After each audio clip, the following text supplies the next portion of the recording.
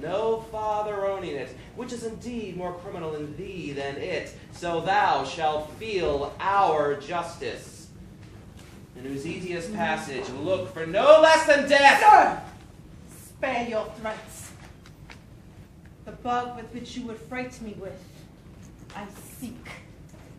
To me, can life be no commodity? The crowning comfort of your life, your favor, I do give lost, for I do feel it gone, but know not how it went. My second joy, first fruits of my body, from his presence I am barred like one infectious.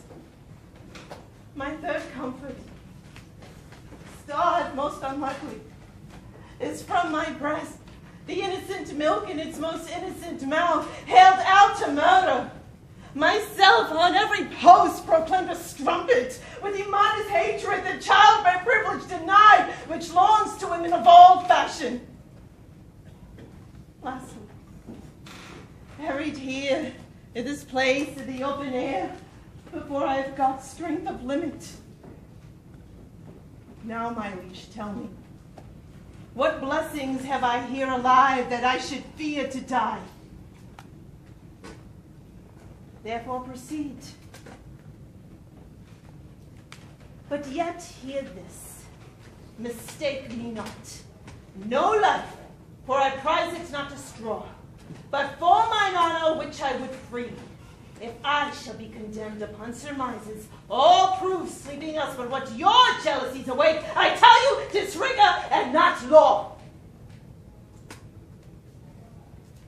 Your honor's all, I do refer me to the oracle. Apollo be my judge. The sixth age shifts into the lean and slippered pantaloon, with spectacles on nose and pouch on side. His youthful hose, well saved, a world too wide for his shrunk shank, and his big manly voice, turning again towards childish treble, pipes and whistles in his sound. What a plague means my niece to take the death of her brother thus. I am sure care is an enemy to life. By my troth, Sir Toby, you must come in earlier nights. Your cousin, my lady, takes great exceptions to your ill hours. Well, let her accept before accepted. But you must confine yourself within the modest limits of order. Confine? I'll confine myself no finer than I am. These clothes are good enough to drink in, and so be these boots too. And be they not, let them hang themselves their own straps. That quaffing and drinking will undo you. I heard my lady talk of it yesterday, and of a foolish knight you brought in one night here to be her ruler. Who? Sir Andrew Aguecheek? Aye, he. But he's as tall as any man in Illyria. What's that to the purpose? He has 3,000 ducats a year. I will have but a year and all these ducats. He's a very fool and a prodigal. Fine that you'll say so of him. He plays the viol de gamboys and speaks 3 to 4 languages word for word without book. And he has all the gifts of nature. He hath indeed all most natural. But besides that he's a fool, he's a great quarreler. And but that he hath the gift of a coward, to allay the dust he hath in quarreling, 'tis thought among the prudent he would quickly have the gift of a grave. There are scoundrels and subtractors that say so of him. Who are they? Maybe that add, moreover, he's drunk nightly in your company. With drinking health to my niece. I will drink to her as long as there is passage in my throat and drink in Illyria. He is a coward and a coistrel who will not drink to her until his brains are turned over the toe like a parish pot.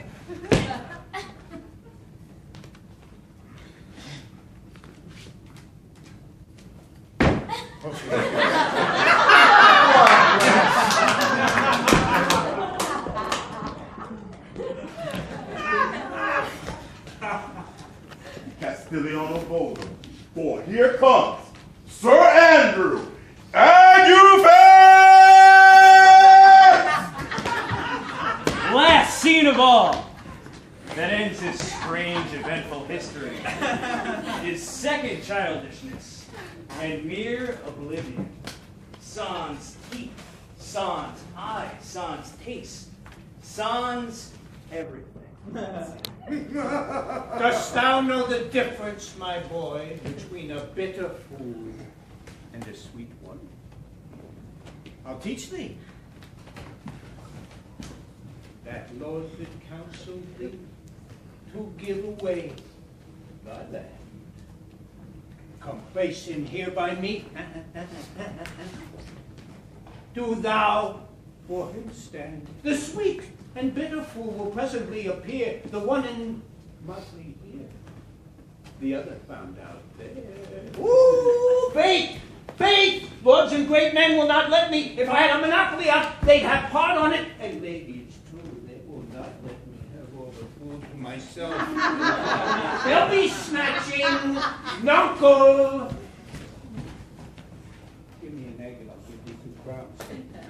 Oh, why, after I've cut the egg in the middle and eat up the meat, the 2 crowns of the egg, when thou clovest thy crown in the middle and gavest away both parts, thou pourest thine ass on my back of the dirt. Woo! Thou'dst little wit in thy bald crown, and thou gavest thy golden one away. If I speak like myself in this, let him be wit that first finds it so. Fools had ne'er less grace in a year. For wise men are grown foppish, and know not how their wits to wear. Their manners are so impish.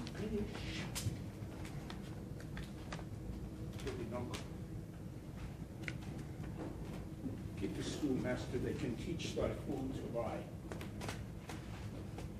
I should fain learn to lie.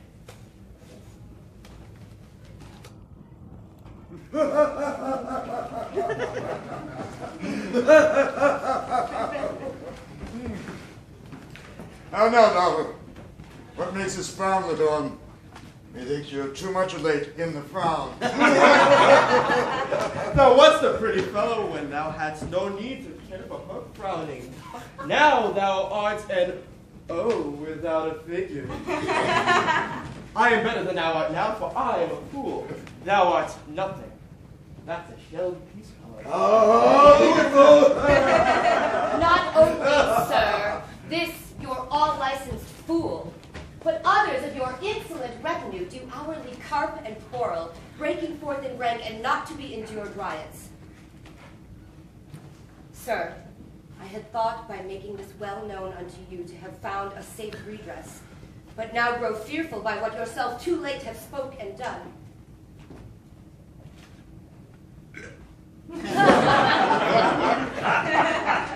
Art thou, daughter?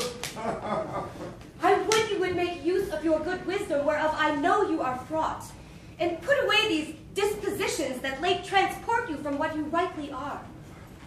I shall be both persuaded I had daughters. Your name, fair gentlewoman? This admiration, sir, is much of the savor of other to your new pranks. I so beseech you to understand my purposes aright. You are old and reverend, should be wise. Here you do creep 100 knights and squires, men so disordered, so debauched and bold, that this our court, infected with their manners, shows like a riotous inn. Epicurism and lust makes it more like a tavern or a brothel than a graced palace. The shame itself doth speak for instant remedy.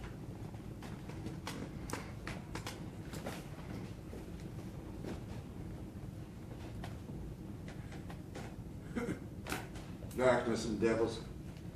Saddle my horses. Pull my train together. Degenerate bastard! I've no trouble thee yet, have I left a daughter? You strike my people, and your disordered rabble make servants of their betters. Jesus, to guide thy lies. Pray, sir, be patient. I am as guiltless as I am ignorant of what hath moved you. It may be so, my lord. I train our men of choice in rarest parts, that all particulars of duty know. In gratitude, thou marble-hearted fiend, more hideous when thou show'st in a child than the sea monster. By the gods, whereof comes this? Never afflict yourself to know more of it, but let his disposition have that scope as dotage gives it. Why? 50 of my followers at a clap? Within a fortnight? What's the matter, sir? I'll tell thee! No. Not yet I'm ashamed. Thou hast power to shake my manhood thus. That these hot tears that break from me perforce should make me work them.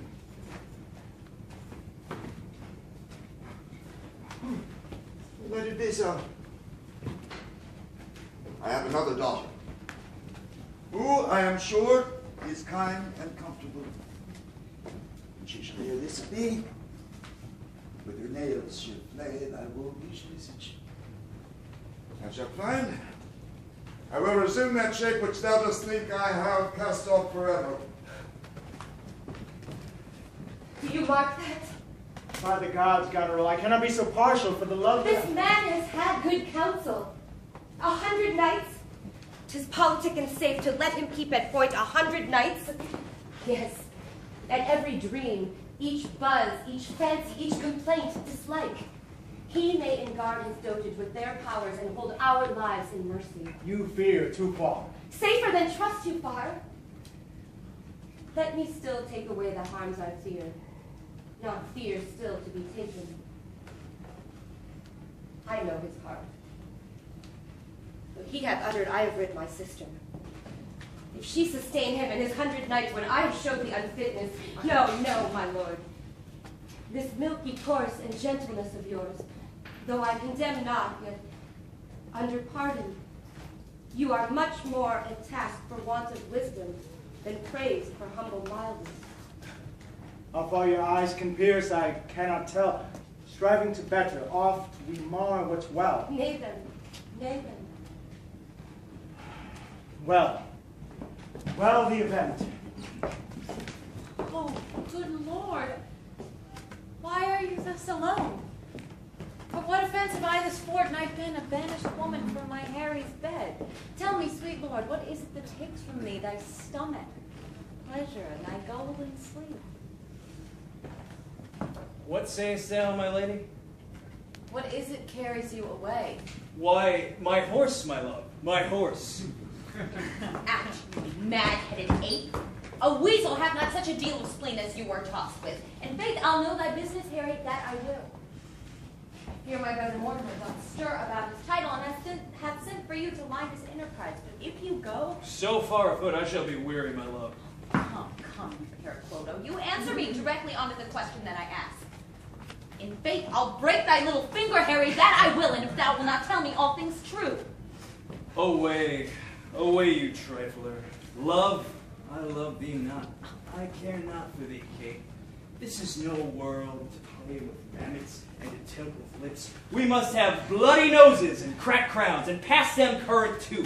God's me, my horse! What sayest thou, Kate? What wouldst thou have with me?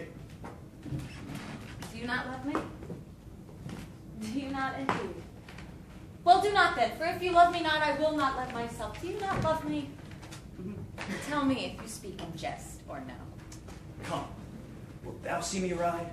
And when I am on horseback, I will swear that I love thee infinitely. But hark you, Kate, I must not have you henceforth question me whither I go, nor reason whereabout. Whither I must, and to conclude, this evening must I leave you, gentle Kate.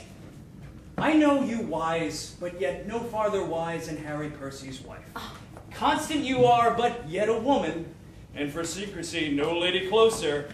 For I well believe that thou wilt not utter what thou dost not know, and so far will I trust thee, gentle Kate. How? So far? Not an inch further! Hark you, Kate. Whither I go, thither shall you go too. Today will I set forth, Tomorrow you. Will this content you, Kate? It must. Of course.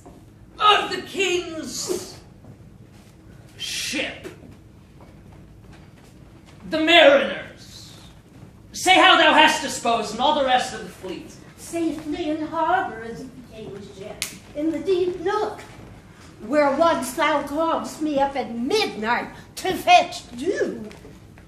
Still vexed for news, there she's hid, the mariners under all hatches stowed, and for the rest of the fleet, they all have met again, and are upon the Mediterranean float, bound sadly home for Naples, supposing that they saw the king's ship right and his great person. Ariel, thy charge exactly is performed. But there's more work. What is the time of day? Past mid-season. At least 2 glasses. The time 'twixt 6 and now must by us both be spent most preciously. Is there more toil? Since thou dost give me pains, let me remember thee what thou hast promised, which is not yet performed thee. How now? Moody, what is thou canst demand? My liberty. Before the time be out, no more. I prithee, remember, I have done thee worthy service, told thee no lies, made thee no mistakings, served without nor grudge, nor grumblings. Thou didst promise to bake me a full year. Dost thou forget from what a torment I did free thee? No. Thou dost, and thinkst it much to tread the ooze of the salt deep, to run upon the sharp winds of the north, to do me service in the veins of the earth when it is baked with frost. I do not, sir. Thou liest, malignant thing. The man's brains were in his heels, were it not in danger of cod. Aye, boy. Then I prithee be married, thou wilt not go slipshod.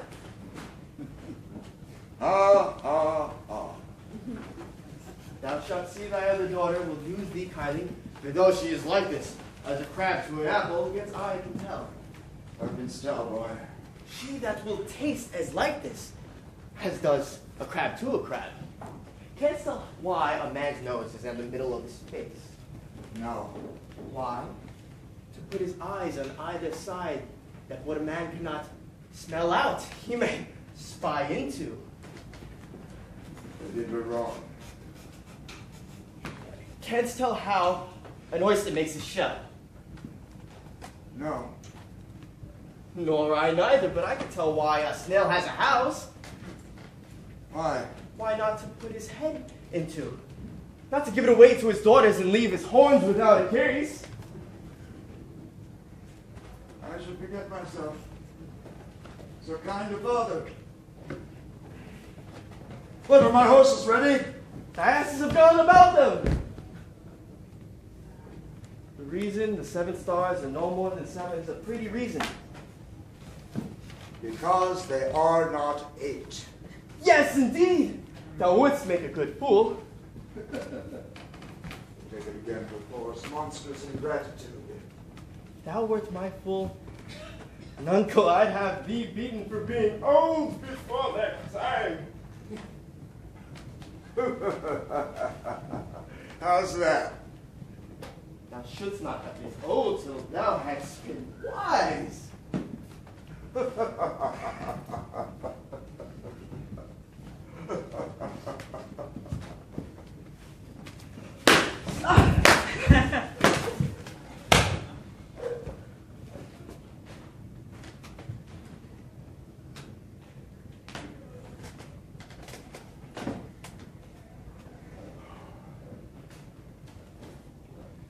Let me not be mad. Not mad, you sweet heavens. Give me a temper. I would not be mad. What? Are my horses ready? Ready, my lord. Come, boy. Come, boy. Come, boy.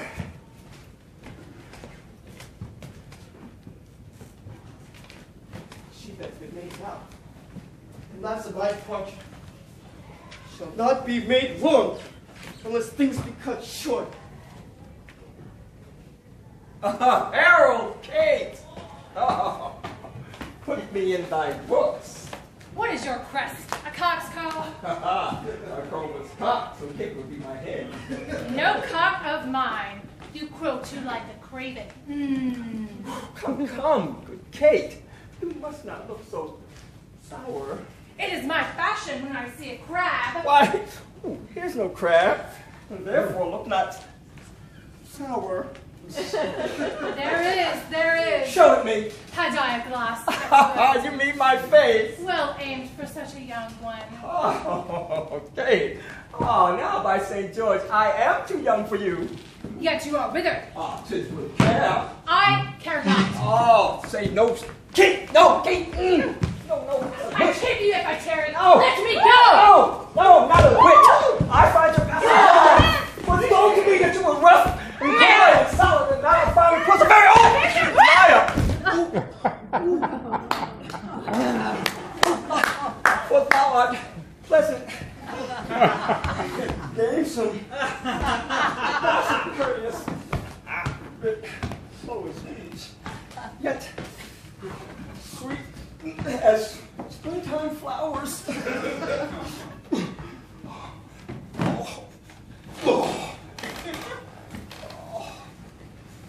Oh my goodness. I guess the world report that Kate does limp. Oh, slanderous world! Kate, like the hazel twig, is straight and slender, and as brown in hue as the hazelnut, and sweeter than the kernel. Oh, let me see thee walk.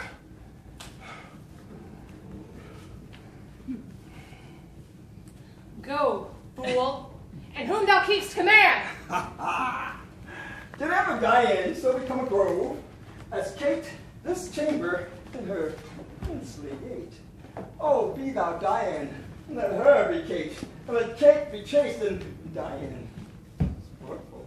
Where did you study such goodly speech? This exemplar from my mother Wit. A witty mother, witless, else her son. Am I not wise? Yes, keep you warm. Mary! So I mean, sweet Catherine, in thy bed, and therefore, putting all this chat aside, and thus in plain terms, your father has consented that you shall be my wife. Your diary agreed on, and will you, nill you, I will marry you. Now, Kate, I am a husband for your turn, for by this light, whereby I see thy beauty that does make me like thee well, thou shalt be married to no man but me. For I am born to tame you, Kate, and bring you from a wild Kate to a Kate, conformable as are the household Kates. Here comes your father. Never make denial. I must and will have Catherine to my wife. Hast thou forgot the foul witch, Sycorax, who with age and envy was grown into a hoop? Hast thou forgot her? No, sir. Thou hast. Where was she born? Speak, tell me. Sir, in Argent. Oh, was she so? I must once in a month recount what thou hast been which thou forgetst. This damned witch Sycorax, her mischiefs manifold, and sorceries terrible to enter human hearing, from Argent thou knowest was banished. Is not this true? Aye, sir. This blue-eyed hag was hither brought with child, and here was left by the sailors. Thou, my slave, as thou reports thyself, was then her servant, and for thou wast a spirit, too delicate to act her earthy and abhorred commands, refusing her grand hest, she did confine me, by help of her more potent ministers, and in her most unmitigable rage, into a cloven pine, within which rift imprisoned thou didst painfully remain 12 years, within which space she died, and left thee there, where thou didst vent thy groans as fast as mill wheels strike. Then was this island, save for the sun that she